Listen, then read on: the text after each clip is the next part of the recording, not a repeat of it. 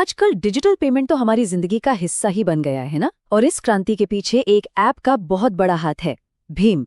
तो आज हम यही समझेंगे कि ये ऐप आखिर है क्या, ये काम कैसे करता है और इसने भारत में पैसों के लेन देन का पूरा तरीका ही कैसे बदल दिया। चलिए शुरू करते हैं। आज की चर्चा में हम भीम को 5 हिस्सों में समझेंगे।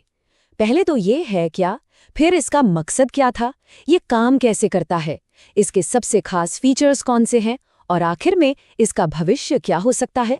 तो सबसे पहले आइए ये समझते हैं कि भीम डिजिटल पेमेंट का आखिर कौन सा तरीका है और ये बाकी ऐप से इतना अलग क्यों है। भीम, इसका पूरा नाम है भारत इंटरफेस फॉर मनी। ये यूपीआई टेक्नोलॉजी पर चलता है, जिसे बनाया है एनपीसीआई ने, यानी भारतीय राष्ट्रीय भुगतान निगम। अब ये एनपीसीआई क्या है? ये वही संस्था है जो इंडिया के सारे रिटेल पेमेंट्स को देखती है। मतलब सरकारी सपोर्ट के साथ ये पूरी तरह से भरोसेमंद और सेफ है। अच्छा, अब भीम और दूसरे डिजिटल वॉलेट्स में एक बहुत बड़ा फर्क है और ये समझना जरूरी है। भीम कोई बटुआ या वॉलेट नहीं है जिसमें पहले पैसे डालने पड़े। नहीं, भीम के साथ पैसा सीधा एक बैंक अकाउंट से निकलकर दूसरे बैंक अकाउंट में चला जाता है इंस्टेंटली। मतलब कोई झंझट नहीं, कोई एक्स्ट्रा स्टेप नहीं।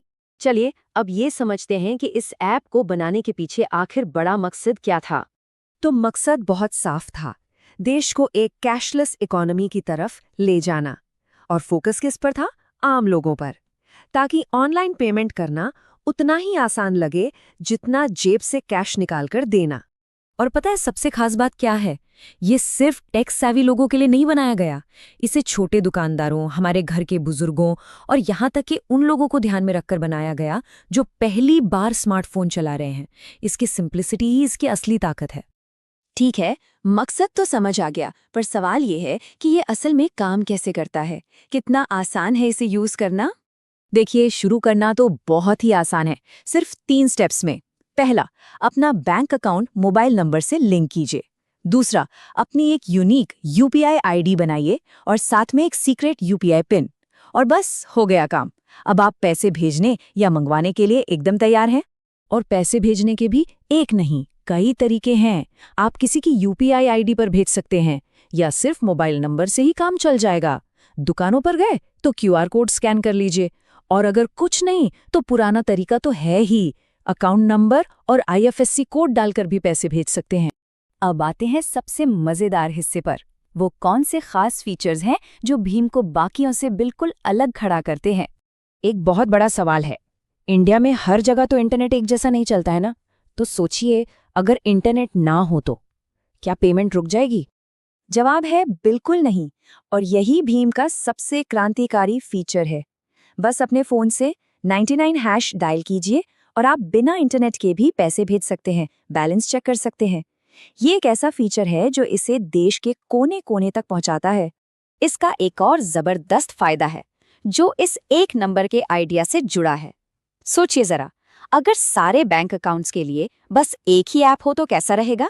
भीम बस इसी चीज को मुमकिन बनाता है। मतलब अलग अलग बैंकों में अगर आपके कई खाते हैं तो हर बैंक का ऐप रखने का झंझट ही खत्म।